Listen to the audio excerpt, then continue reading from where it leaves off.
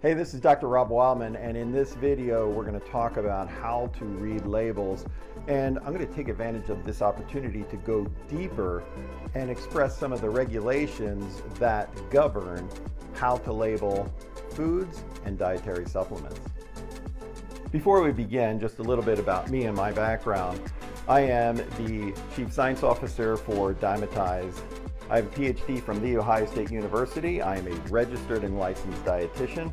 I am the chair of the American Herbal Products Association Sport Nutrition Committee, where we deal with a lot of compliance and regulatory issues. I am the founder of the International Protein Board, and I've written and published 4 books. So let's get started. There are numerous nutrition products out in the marketplace, but in general they fall into 2 categories: food and dietary supplements. Here are some important points when looking at food and dietary supplements at the same time. First, the FDA governs both food and dietary supplements. And there are well-defined characteristics of what is a food and what is a dietary supplement, with one of the most important factors being the nutritional intent of the product. When looking at it that way, dietary supplements are aptly named. They are meant to supplement the diet with nutrients or combinations of nutrients. Dietary supplements can be found in a food-like form, such as a bar or a shake, but it cannot represent a conventional food or a sole item of a meal or a diet. Going back in time, today's nutrition labeling really came about 25 to 30 years ago as a result of the Nutrition Labeling and Education Act for foods and the Dietary Supplement Health Education Act for supplements. Nutrition facts and dietary supplement panels are distinct, with rules that apply specifically. However, there are also many bridges when it comes to labeling food and dietary supplements. One important point is neither food nor dietary supplements can be positioned or marketed as drugs. And it's always important to remember that consumers are the most important factor, not marketers. Whether it's a food or dietary supplement, information on the label is meant to help consumers make an informed choice about products that they may purchase. All right then, let's start with food. Foods contain nutrition facts panels.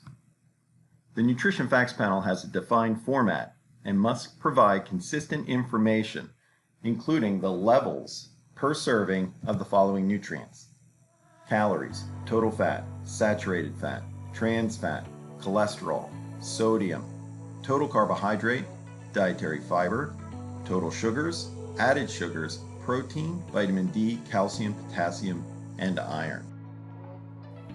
The FDA does allow variations in the nutrition facts panel based on packaging size. It's just a matter of practicality. In addition, you may find more than one column of nutrition information for certain foods such as cereal, which will be combined with other foods such as milk at home. The FDA last updated the labeling guidelines in 2020, and this information can be found on the FDA's website. Foods provide or support nourishment as part of a meal, snack, or hydration efforts. Foods can be a recipe ingredient all the way up to the consumed food itself. Commodities, processed food, recipe foods, etc. As an example, an apple could also be applesauce, apple juice, an apple muffin mix, apple pie, etc. Foods have a reference amount customarily consumed at an eating occasion, or an RACC. This becomes a serving size for most food items. One incredibly important point, and a key differentiator between foods and supplements, is that all food and food ingredients have to be GRAS, generally recognized as safe for use in food products by the FDA.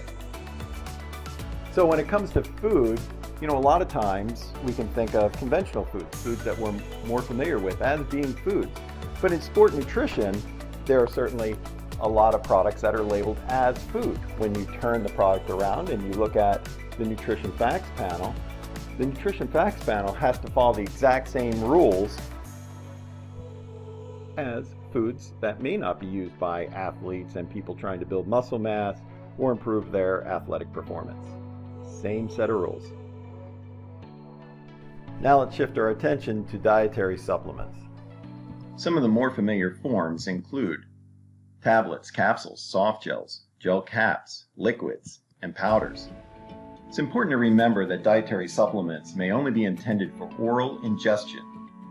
Vitamins, minerals, herbs, and other botanicals, amino acids, etc. These are some of the dietary ingredients, and the intent is to be used to supplement the diet to increase total dietary intake. Dietary supplements are not intended to replace food or meals. An example would be a bar labeled as a supplement should not be intended to replace a meal or positioned to do so. Dietary supplements utilize the Supplement Facts Panel. This contains all the information about the ingredients used. Dietary ingredients are what are used in dietary supplements and typically include isolated nutrients, combinations of nutrients, concentrates, and extracts. Supplement Facts Panel requires a listing of all the dietary ingredients and the levels used in the formulation. Source must be listed when appropriate. For instance, if a botanical extract is identified as a dietary ingredient, the plant, source, and the part of the plant, such as the leaf or the stem, must be identified. Brands can use proprietary blends in their Supplement Facts Panel. However, this practice has not been as popular as years gone by. Dietary supplements must accurately list any daily value nutrient that is in significant amounts, greater than or equal to 2% of the daily value for that nutrient. It must be listed in the Supplement Facts Panel. Dietary supplements cannot contain zeros. You cannot list a nutrient and claim zero for marketing purposes. Amino acids cannot be counted as protein.